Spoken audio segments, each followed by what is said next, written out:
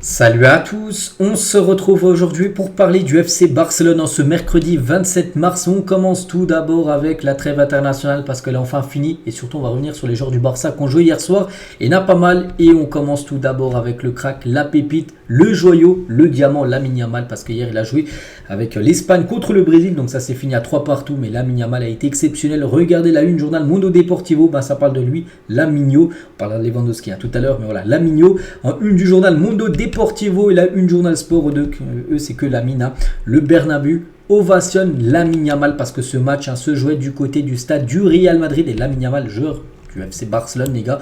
On aurait pu penser qu'il aurait pu avoir des sifflets, pas du tout les gars, il a reçu une ovation de la part du public espagnol qui était surtout un public supporter du Real Madrid, vu que ça se jouait à Madrid, donc ils ont applaudi, ovationné Lamine Yamal après sa sortie. Quel joueur, vraiment le Barça a vraiment énormément de chance d'avoir une pépite comme ça. Quel masterclass ce joueur. Bref, donc les supporters espagnols de Santiago Bernabéu ovationnent Lamine Yamal à seulement 16 ans et c'est vrai qu'il a fait un match magnifique. Bon, il n'a pas marqué mais il a été bon. Regardez la preuve, 12e minute il provoque un penalty, 36e minute c'est lui qui fait la passe D pour Dani Olmo et regardez son match, donc une passe décisive, une passe clé, 24 ballons touchés, 100% de dribble réussi, un penalty obtenu et 5 duels gagnés. C'est seulement la première mi-temps. Donc voilà, c'était déjà bien sûr un gros match, la même chose qu'il a fait en deuxième mi-temps avant de sortir. Et c'est que si on compare, regardez, sur Barça Universal en gros ils ont comparé les stats en première mi-temps de Lamine Yamal à gauche et celle de Vini Junior à droite. Voilà. Lamine Yamal est meilleur dans quasiment tous les domaines par rapport à Vini Junior. Donc quel joueur, 16 ans, je le répète, bien sûr. Pour le jeune catalan, donc tiens, quelques photos de Lamine Yamal. Donc rien à rajouter. Il a dit à la fin du match, le match contre le Brésil a été magnifique. Pour les supporters, j'essaie de jouer de manière détendue sans que rien ne m'affecte en dehors du terrain. Il a également dit, nous avons montré à tout le monde que l'équipe nationale espagnole peut rivaliser avec n'importe qui et même rivaliser avec la meilleure équipe de l'histoire des nations, bien sûr, le Brésil à son compte par rapport aux Coupes du Monde remportées, déjà 5 bien sûr, pour la Seleção. Donc félicitations bien sûr à Lamine Yamal et félicitations bien sûr à l'équipe espagnole. Il y avait aussi la Pologne. Donc c'est un match officiel, c'est un match très important. La Pologne jouait contre le Pays de Galles, 0-0, tir au but et victoire 5-4 au tir au but pour la Pologne qui se qualifie pour jouer l'Euro. Félicitations à Lewandowski du coup qui sera présent pour jouer bien sûr cette compétition. Donc voilà, félicitations bien sûr à la Pologne. Ils seront dans le groupe de l'équipe de France avec l'Autriche et les Pays-Bas. Voilà pour bien sûr cette compétition. Les sélectionneurs de l'équipe de Pologne, il a dit il y a peu de joueurs comme Robert Lewandowski dans le monde aujourd'hui. Il a tout subordonné à l'équipe. Avec lui, cette équipe peut encore accomplir beaucoup de choses. Donc voilà, concernant Lewandowski, il va revenir du côté de Barcelone avec le plein de confiance après cette qualification bien sûr pour l'Euro. Il y avait aussi Félix et Cancelo, ils ont commencé titulaires pour le Portugal hier soir c'était en Slovénie, ils ont perdu 2-0 le Portugal. Pourtant, il restait sur 11 victoires d'affilée. Le Portugal, coup d'arrêt pour eux. Donc voilà, maintenant pour Félix et Cancelo, retour à Barcelone. Concernant Ter Stegen et Gundogan, les deux joueurs allemands du Barça, donc sont titulaires face aux Pays-Bas. Donc déjà, l'Allemagne s'est imposée 2-1 après avoir gagné 2-0 de l'équipe de France. Donc ils confirment bien sûr qu'il va falloir compter sur eux pour le futur Euro. Et concernant les deux Blaugrana, donc Ter Stegen et Gundogan dans le 11 de départ et Gundogan qui avait le brassard de capitaine. Donc il a joué hier comme son 75e match avec la sélection allemande, bien sûr Gundogan. Donc voilà, maintenant tout le monde l'attend bien sûr du côté du Barça. Il y a une petite photo de Ter Stegen. J'ai hâte lui aussi de retourner à Barcelone. Nous avons de grosses semaines devant nous bien sûr avec la fin de la Liga et le parcours toujours en Champions League avec le match contre le PSG qui est prévu dans 2 semaines jour pour jour. Ce sera mercredi. Pas dans 7 jours, dans 14 jours sera le déplacement au Parc des Princes. On va parler de Mika Faye, on se souvient de son but magnifique il y a quelques jours avec le Sénégal. Donc hier il a commencé sur le banc lors du match entre le Sénégal et le Bénin où le Sénégal s'est imposé 1-0.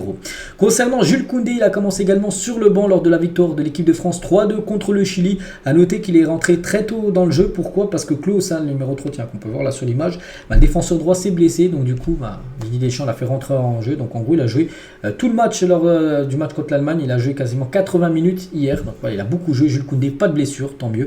Retour à Barcelone. Donc voilà, on a fait le tour bien sûr des joueurs qui étaient en sélection et maintenant voilà, c'est enfin la fin de la trêve. Prochaine trêve, c'est dans 2 mois. On peut souffler et maintenant retour bien sûr pour le football en club. Et le Barça, on est le 27, le Barça joue dans 3 jours. Le 30, la réception de Las Palmas, c'est samedi soir à 21h. Ensuite, il y aura 10 jours de repos avant, j'ai dit, ce match était prévu dans 2 semaines. Le déplacement du côté du Paris Saint-Germain, après il y aura Cadix, puis après ça sera le match retour. Puis après il y a le Classico, juste après, 5 jours après le match contre le PSG, il y aura le Classico du côté du Real Madrid. Xavi était à l'entraînement, bien sûr, quelques photos lors de l'entraînement. C'était, je crois, hier l'entraînement, aujourd'hui normalement retour, bien sûr, des internationaux lors de l'entraînement du jour. On continue avec d'autres infos. Le Barça est très satisfait de Cancelo et de son engagement à jouer des 2 côtés de la défense. Normalement, de base, il était venu pour être défenseur droit, mais vu que Baldé s'est blessé, souvent il joue défenseur gauche cette saison. Donc voilà, le Barça est vraiment content par rapport à qu'il est polyvalent, en gros, qu'il peut jouer plusieurs positions, il peut même jouer sur ailier. Il a déjà joué ailier à l'époque. Bref, ils veulent tout faire pour le garder en permanence. En gros, encore l'avoir pour la saison prochaine. On verra maintenant. Il faut négocier avec son club de City. Le Barça garde toujours un œil sur Nico Williams au cas où il pourrait vendre des joueurs et s'offrir sa signature cet été. Le joueur dispose d'une clause libératoire fixée à 50 millions d'euros. C'est que de base, il y a quelques mois, il n'avait pas de clause parce qu'en gros, il est en fin de contrat au 30 juin et du coup il a prolongé avec l'équipe de Bilbao. Mais après, c'est pas qu'il a prolongé, qu'il est sûr de rester. Il devrait bien quitter le club parce qu'il a une clause de 50 millions d'euros. Donc le Barça, voilà, c'est que si le Barça veut faire venir, il va falloir débourser cette somme de 50 millions d'euros.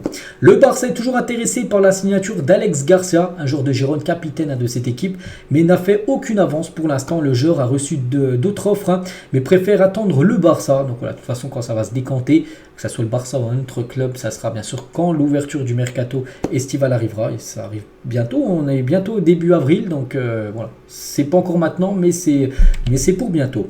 Le Bayern Munich est prêt à vendre Kimmich pour 60 millions d'euros cet été. Le Barça dit aux joueurs qu'il sera impossible pour le club de se le permettre. Après, si Kimmich veut absolument jouer au Barça, en gros, le Barça lui dit en gros, ne prolonge pas. Voilà, en 2025, tu es en fin de contrat et là, tu arrives libre. Là, il n'y a pas de souci. Mais là, 60 millions d'euros, là, ça va être trop compliqué, bien sûr, pour le Barça lors de ce mercato. Donc, voilà, concernant Joshua Kimmich. Début 2022, le Barça n'a pas pu finaliser un accord pour signer Erling Haaland en raison des difficultés financières du club. Cet été, ils ont tout mis en œuvre pour signer Lewandowski lors de l'été 2022, parce qu'en 2022, le Barça, s'ils avaient le choix entre les deux, bien sûr, aurait préféré Erling Haaland. Mais en gros, c'était pas possible, trop cher, tout ça. C'est pour ça qu'ils avaient pris plutôt Robert Lewandowski. On se souvient que ça a été compliqué, comme pour aller le chercher du côté du Bayern. Donc après, n'oubliez pas qu'Haaland, on a beaucoup parlé hier. En plus, il a fait hier, la journal Mundo Deportivo, la une avec Haaland 2025. L'été 2025, ça sera l'objectif de faire signer Haaland du côté du club. Le Barça ne sait toujours pas combien d'argent il devra dépenser lors du mercato estival. Quelle enveloppe, après aussi, ça tout dépend des ventes, parce que s'il y a des grosses ventes comme un Rojo, comme je sais pas, De Jong, on ne sait pas, il pourrait quitter le club, Fatih s'il est vendu, d'autres joueurs, Rafinha, donc là après bien sûr l'enveloppe peut être plus ou moins importante, tout dépend de qui quittera bien sûr le club en fin de saison. Le Bayern a déjà l'argent après pour signer Araujo et à Barcelone. Ils savent que le club allemand est prêt à payer 100 millions d'euros pour le joueur. Voilà, quand on parle bien sûr, on ne sait pas l'argent qu'il y aura, mais regardez, si Araujo, les gars, ça fait rapporter 100 millions d'euros, ce serait comme exceptionnel. Et regardez, il y a eu un sondage, les gars, un sondage de Marca demande si le Barça devait renouveler le contrat d'Araujo, a vu une majorité de fans, plus de 17 500 votes au total, en faveur de l'acceptation par le club de l'offre de 100 millions. En gros, ils ont fait un sondage, qu'est-ce qu'il faut faire avec Araujo? Est-ce qu'il faut le prolonger, le vendre à 100 millions? La plupart, allez, 47% des supporters ont mis oui, il faut le vendre. Il faut le vendre pour 100 millions d'euros. C'est une somme énorme, il faut le vendre. C'est vrai que tu perds un grand joueur, mais voilà, tu récupères 100 millions d'euros. Et avec cette somme, si tu recrutes intelligemment, tu peux aller chercher, bien sûr, d'autres joueurs. Et surtout, il y a Poku Barsi qui arrive. Il y a Faye aussi, que tu peux peut-être intégrer en équipe première. Donc, je pense qu'il faudrait le vendre. Après, on verra ce que va décider, bien sûr, le club du Barça. Messi, à propos de son départ du Barça en 2021, je pensais que je resterais à Barcelone toute sa vie. En gros, je n'étais pas prêt à reconstruire ma vie, à déménager ma famille de cet endroit, ma femme et mes enfants. En gros, lui, il n'a jamais voulu quitter le Barça à l'époque. N'oubliez pas que c'est le Barça qui ne pouvait plus par rapport à son salaire, qui a été énorme. C'est pour ça aussi que maintenant le Barça est toujours dans le rouge depuis quand même 2-3 ans, depuis que Messi a quitté le club, parce qu'en gros, il payait des salaires plus de 100 millions d'euros par an. C'était un gouffre financier, Messi. C'est vrai, c'était un joueur exceptionnel. Mais argent, il n'a pas fait de cadeau au club. Vraiment, c'était des gros salaires. Il aurait pu demander des salaires un peu moins gros pour ne pas mettre le Barça dans le rouge. Voilà, c'est un peu aussi en grande partie à cause de Messi. On va dire que le Barça actuellement, les finances sont dans le rouge total, mais bon, c'est un petit peu mieux quand même là ces derniers mois, d'après ce qu'on peut entendre de Juan Laporta. Ferran Torres s'est bien entraîné ces derniers jours, sauf surprise, il sera prêt pour le match contre Las Palmas. Ça, c'est plutôt une bonne nouvelle. Lui, il est forfait depuis, ça doit faire au moins 2 mois. Et là, il est très proche du retour. Normalement, samedi, dans 3 jours, il devrait être disponible pour la rencontre. Officiel, le but de Lamine Yamal contre Mallorca a été désigné comme le but du mois de la Liga. Souvenez-vous, tiens, on peut le voir, Lamine Yamal est en train de tirer dans l'angle là de la surface de réparation, lucarne opposée, plus beau but du dernier mois, pour le mois de mars. Un journaliste, il a dit: le jeu de Cubarsí permet à Araujo de jouer dans son rôle de prédilection, celui dans lequel il est à l'aise et différent. Araujo peut se concentrer sur l'aide défensive à droite et à gauche et prendre peu de responsabilité avec le ballon.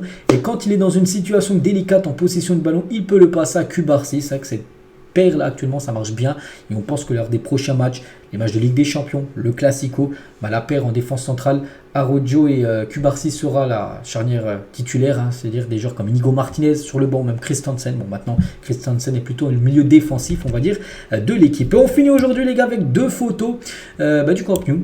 Actuellement, vous savez que le stade, bon, il est en travaux, bon, c'est vrai que là il peut pas avoir de match, il y a même une tente les gars qui a été mise au milieu pour les travaux. N'oubliez pas que normalement le stade pourra accueillir des rencontres dès fin novembre. Bon, on est encore très loin, mais bon, voilà à quoi ressemble actuellement le Camp Nou. N'oubliez pas qu'il sera fini à 100%, ça sera en 2026, bien sûr, ce magnifique Spotify Camp Nou. Donc voilà ce qu'elle va dire aujourd'hui. J'espère que ça vous a plu. On se retrouve demain pour le prochain numéro. À demain.